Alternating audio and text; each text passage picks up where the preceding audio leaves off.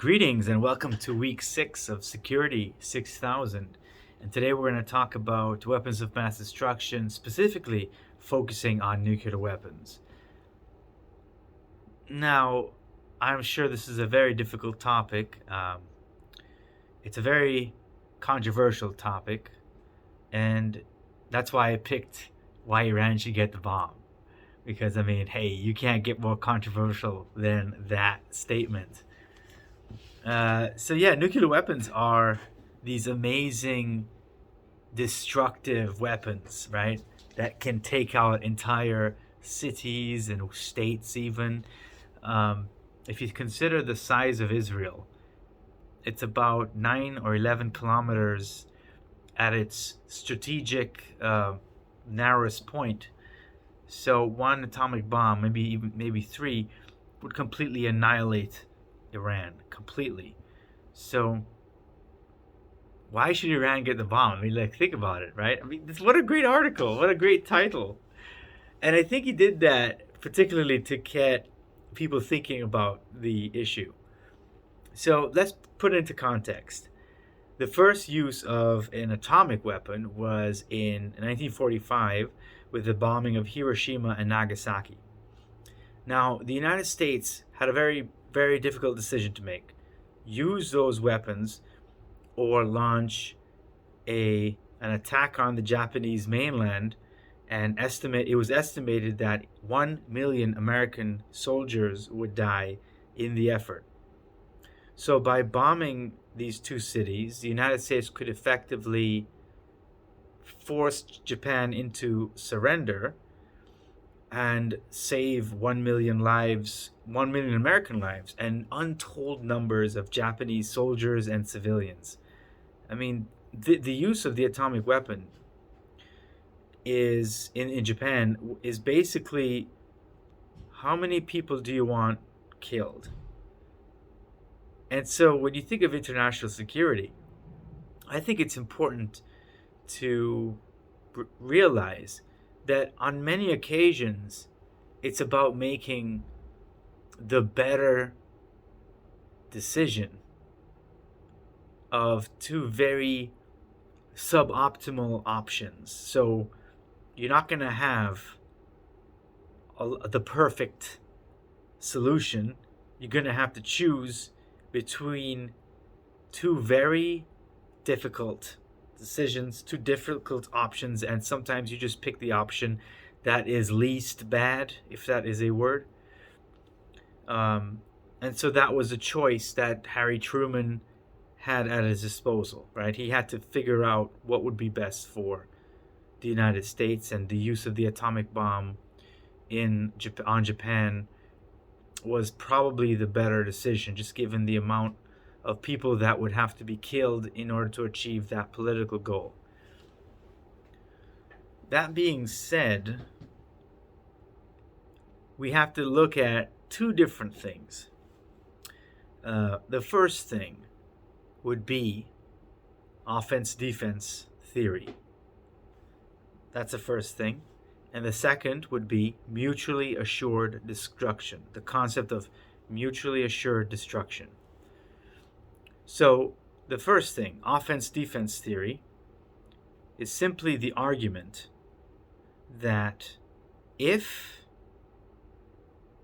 offense going on the offensive is cheaper and has the advantage, then war is likely.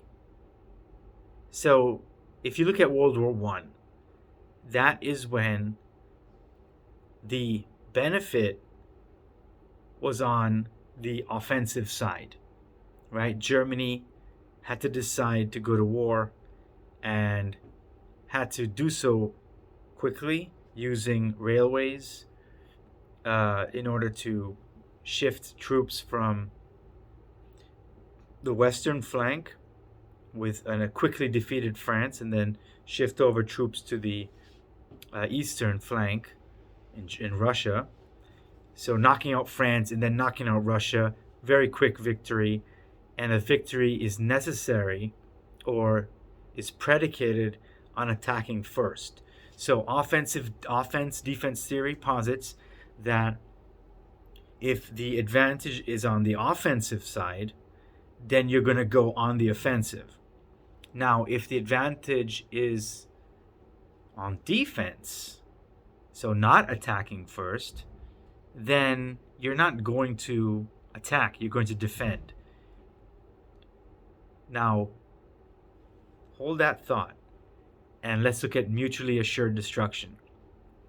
Mutually assured destruction is the idea that if one country were to launch an all-out nuclear attack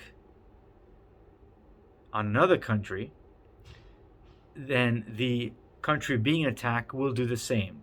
So the country being attacked will launch an all-out nuclear strike on the attacking country. So you have an attacker that's firing all their nukes. In response, the country being attacked will also fire all their nukes. Right? That's a lot of nuclear weapons just flying over everyone. And what's going to result is both countries are going to be absolutely destroyed, completely destroyed, and it'll take down the entire world, because when those nuclear weapons hit, all the dust will be kicked up and cover the atmosphere, thereby bringing in nuclear winter.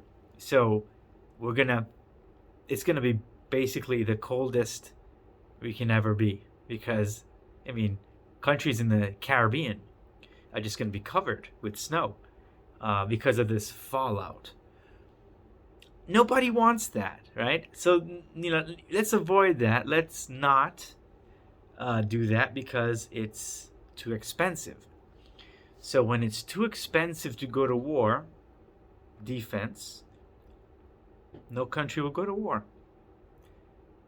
And in many ways, world peace, oddly enough, is created because of mutually assured destruction, that no country would be willing to actually do or go to war because of the risk of nuclear weapons. So the United States and the Soviet Union, they never went to war directly during the Cold War, because they didn't want to have to drop the bomb. Now, that doesn't mean that the United States and the Soviet Union didn't come close. So there's two very, very moments in history that we could have seen the end of the world. The first one was that we know of. The first one is the Suez Crisis. So in the Suez Crisis, Great Britain, right? Just Britain, regular old Britain, and France, along with Israel, decided that they were going to retake the Suez Canal that was just recently nationalized by Egypt.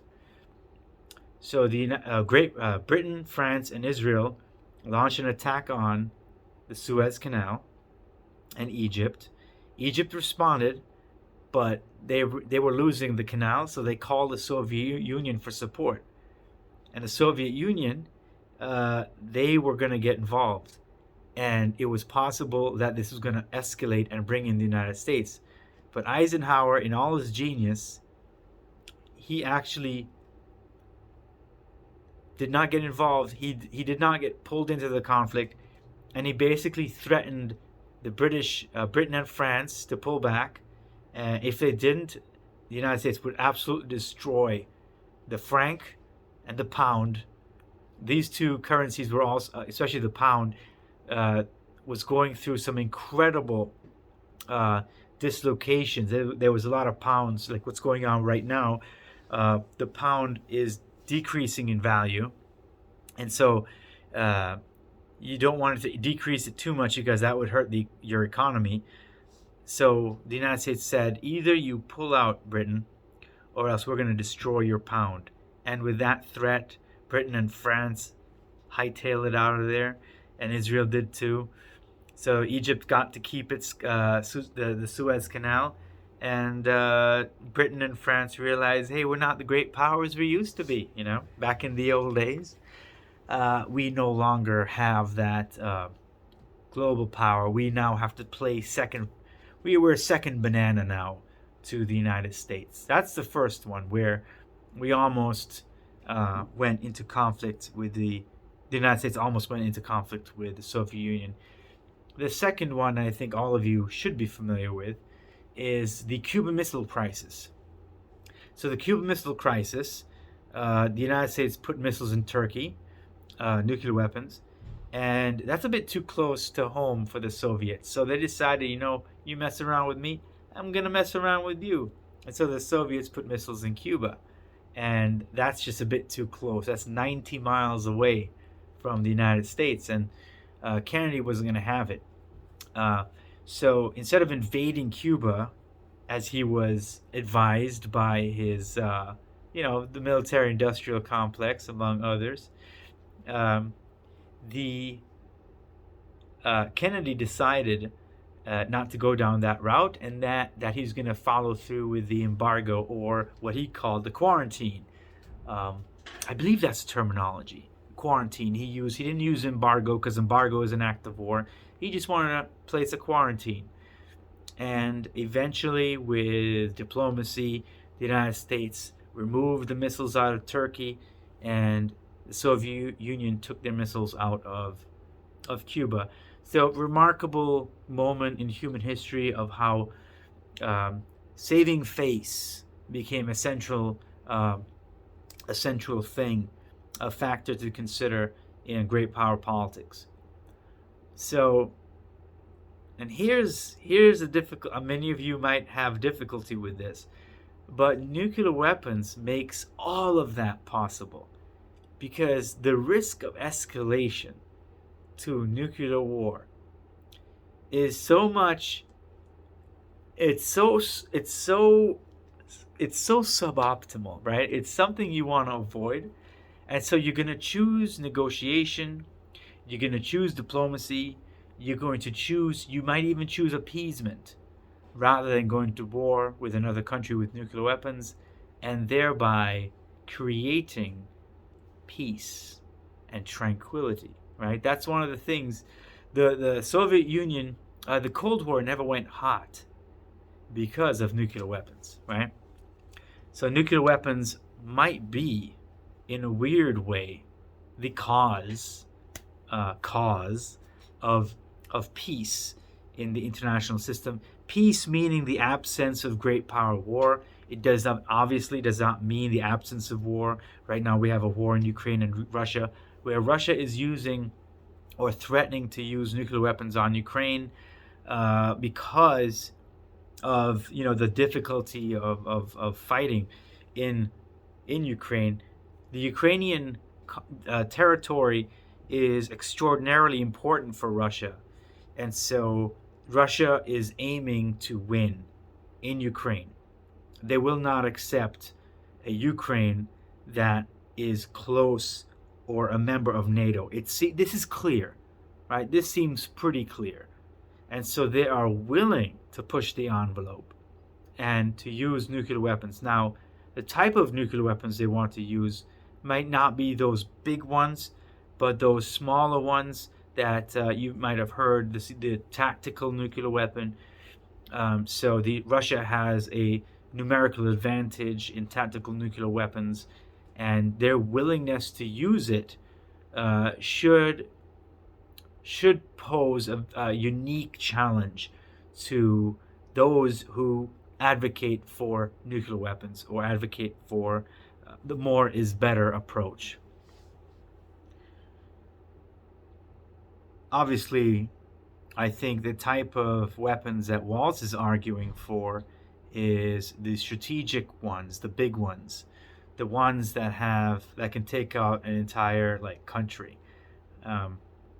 But I mean, here we are, where we're actually having this conversation. It should give you some pause of what actually went wrong with the world system. Why is it that we're having these types of conversations? Great power war, nuclear weapons. And I think in many ways, if I may pontificate a little bit, I think in many ways the absence of American direction in foreign policy the past since really 1990 with the end of the Soviet Union, I believe the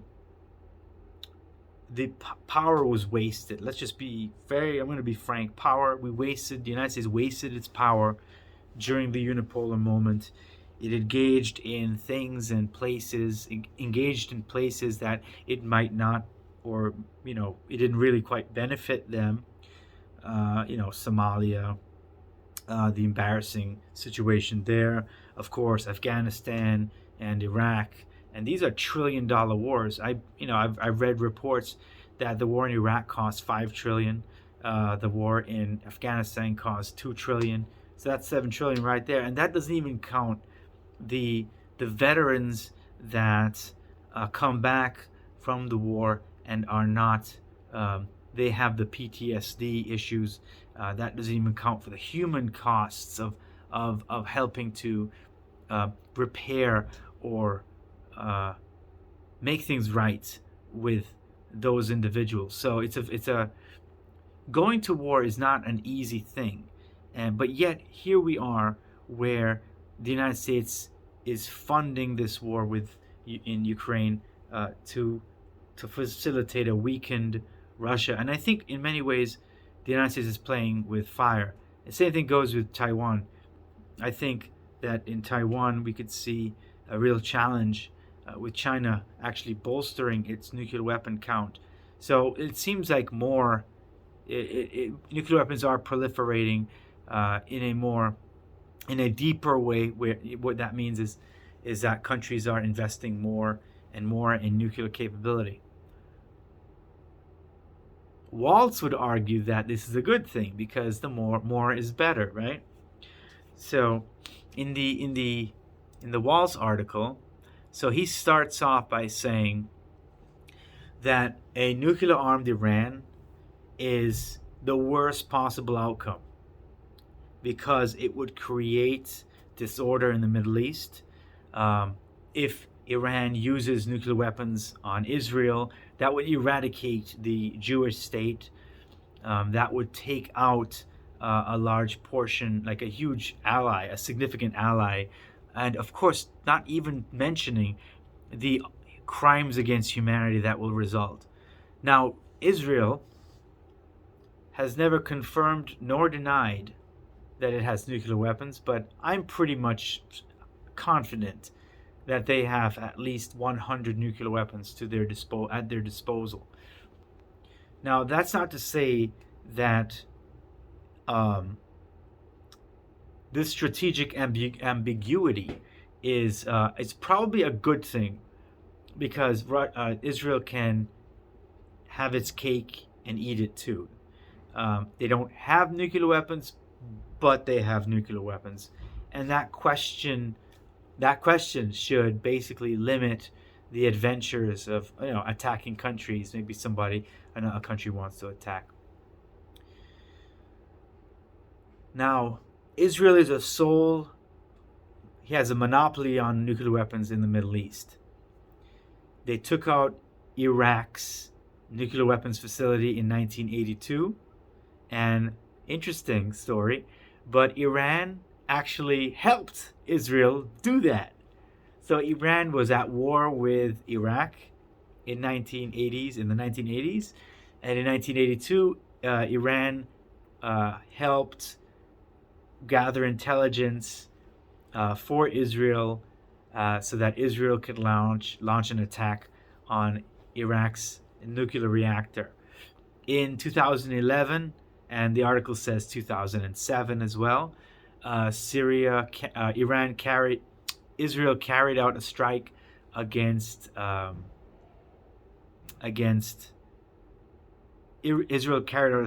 Syria in those 2 years to take out their nuclear facilities.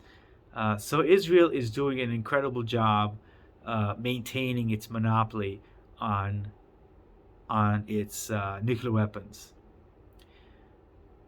But things are coming to a head now. I don't know if many of you are following the Iran nuclear deal.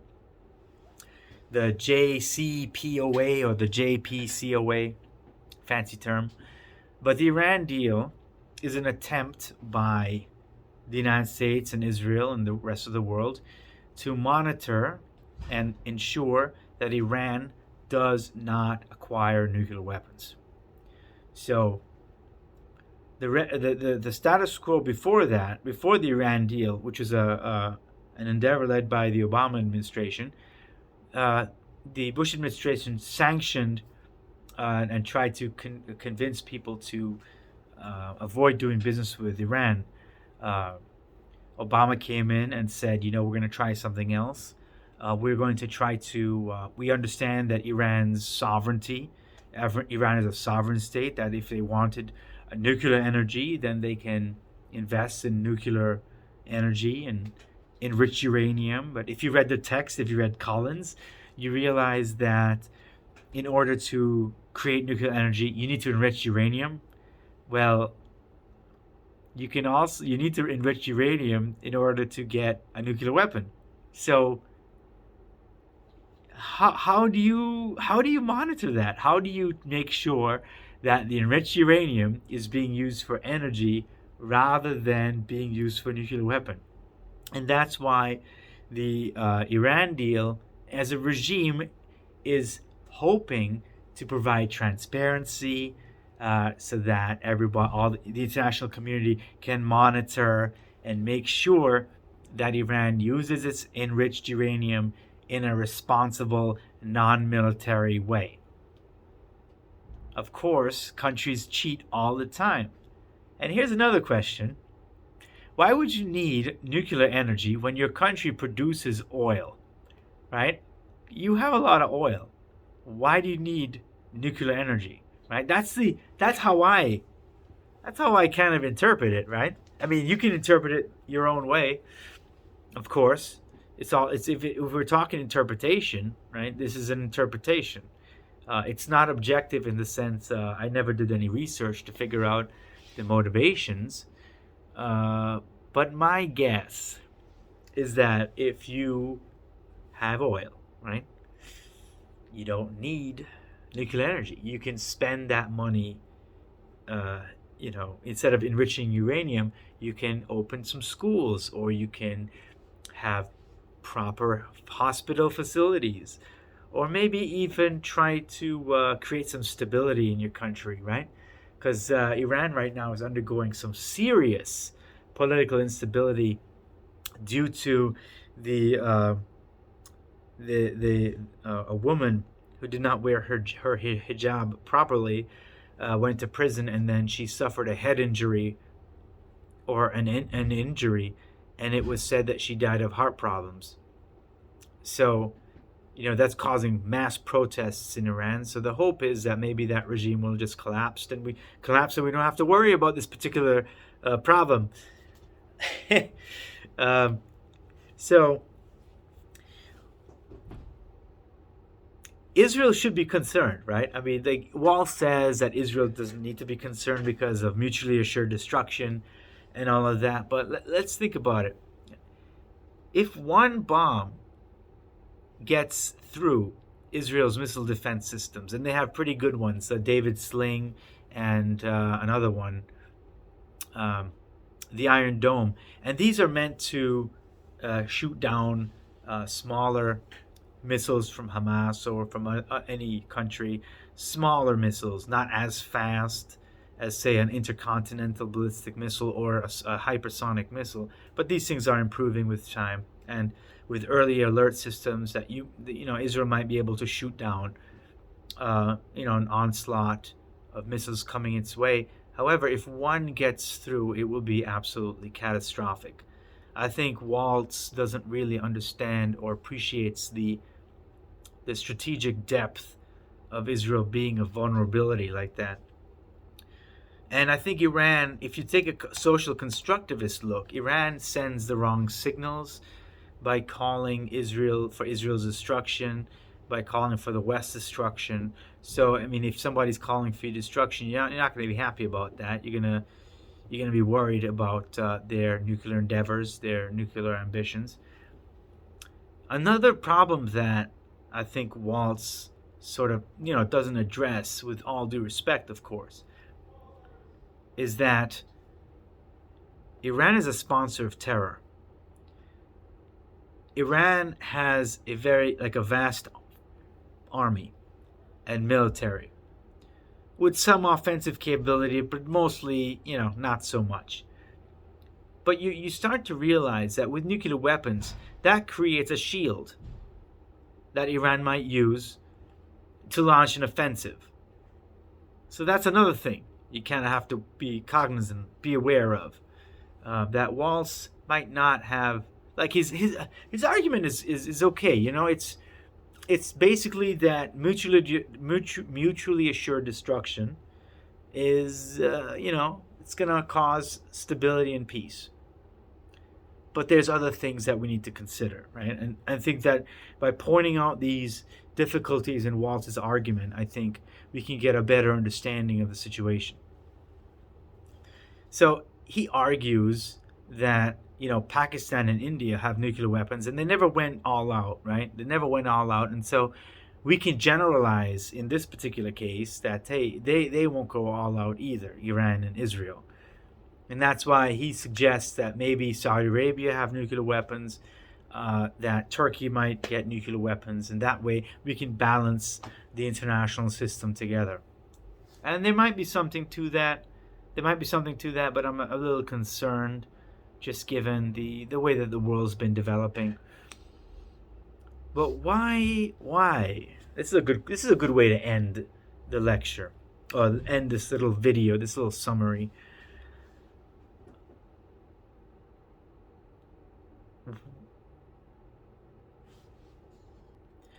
Why would Iran want nuclear weapons anyway? Why would Iran want nuclear weapons? Let's go back a little bit. After 9/11, George W. Bush went to the his State of the Union address, I believe it was.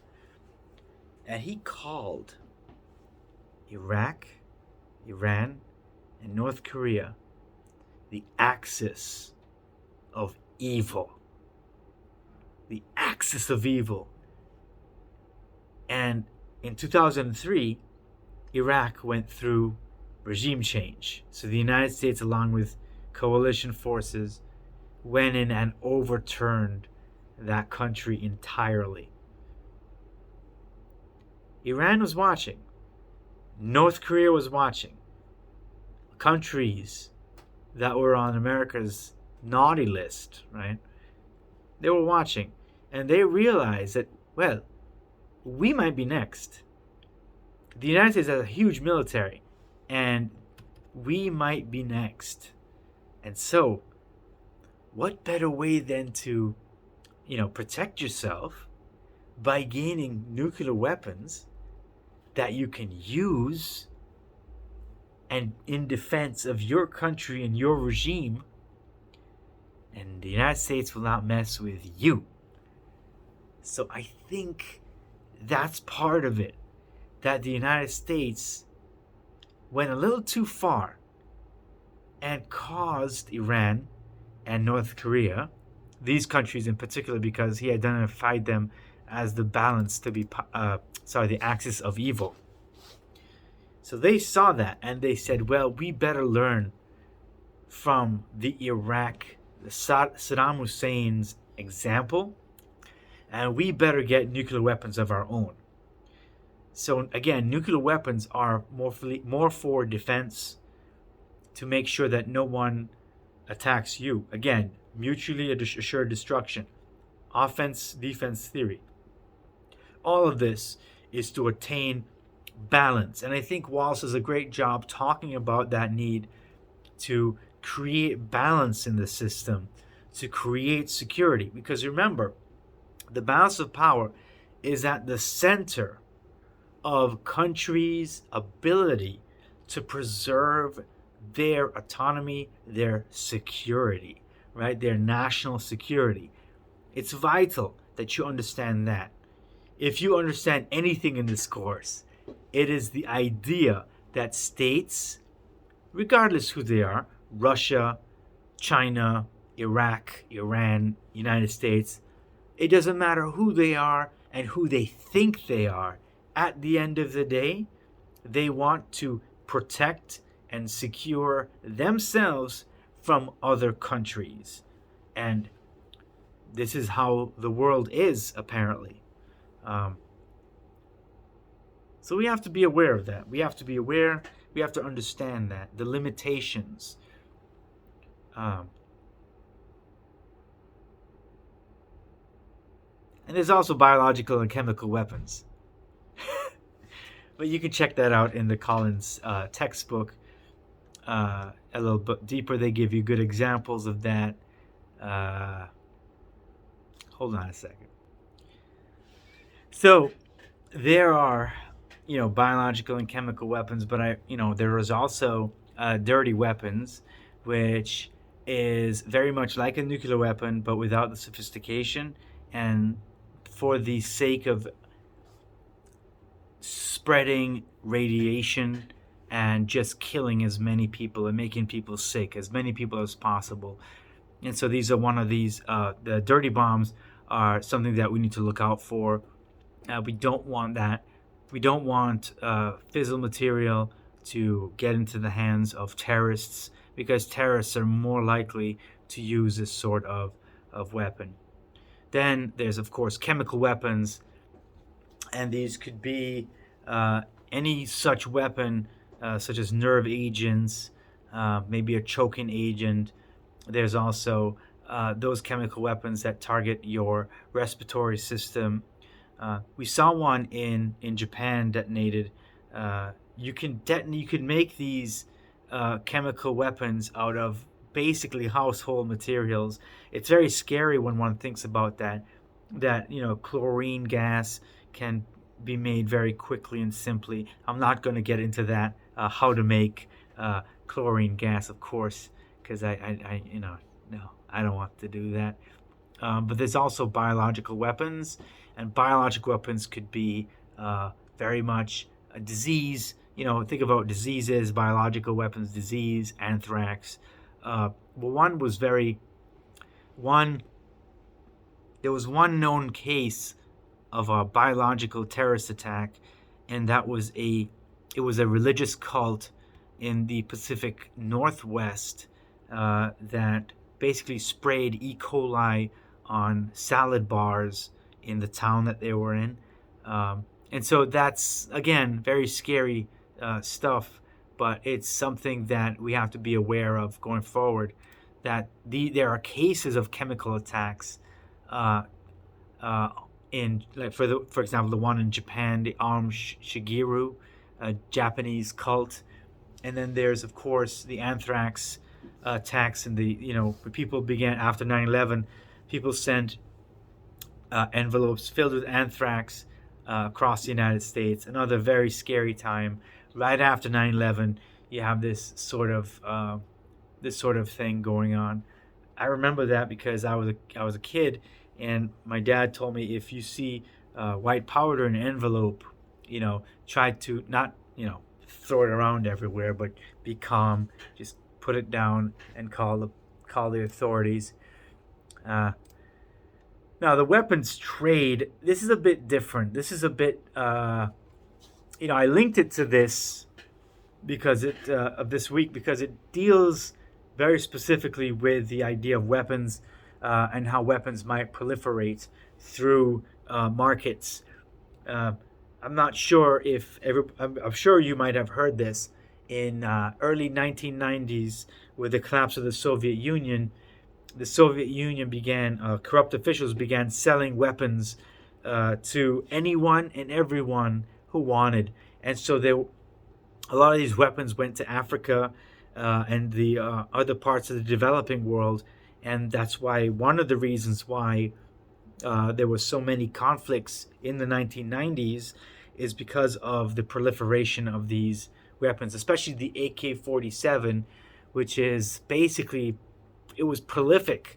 Anyone can get an AK-47 for like maybe $50 or something to that, like some absurd figure. There was so many. But there was one really egregious example where somebody from the Russian mafia went down to Colombia to sell the Colombian drug lords down there a nuclear sub so that cocaine can be transported from Colombia into the United States. We're using a nuclear sub. That's really crazy when you think about it.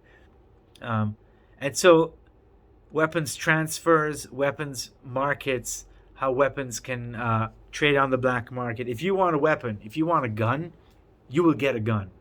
You can get. If you've seen the movie The Big Lebowski, the one of the characters named Walter, he said, "If you want a tow, I can get you a tow. I can get you a tow by 4 p.m." And I would say the same thing for weapons today. That there's illicit weapons trafficking in the black market, but there's also gray market trafficking where governments might exploit loopholes to get weapons from point A to point B, and we saw that with North Korea recently transferring technology from North Korea to Russia, and of course North Korea to Iran. So some of these things, what drives the weapons trade is things that try to curtail the weapons trade, like arms embargoes. There's demand for it as well. So there's violence and conflict in other countries. And of course, organized crime. Organized crime is the driver of any weapon industry. And I think all these things we need to start thinking about that. Regulations are very important, but sometimes it's the regulations that create the incentive and the profit margin. I think we need to really appreciate that. So some of the ways in which guns can flow from one country to the next is corruption, illegal government officials. When you get paid, you grease the palms a little bit, and they send your stuff on the way.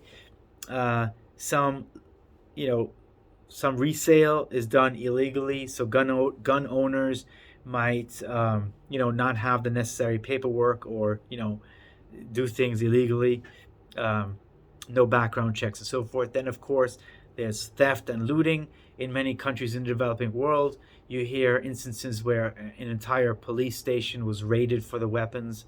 Of course you have arms fairs where companies and countries get together and do things under the table. And of course, very interestingly, what people posit a lot is gun buyback programs.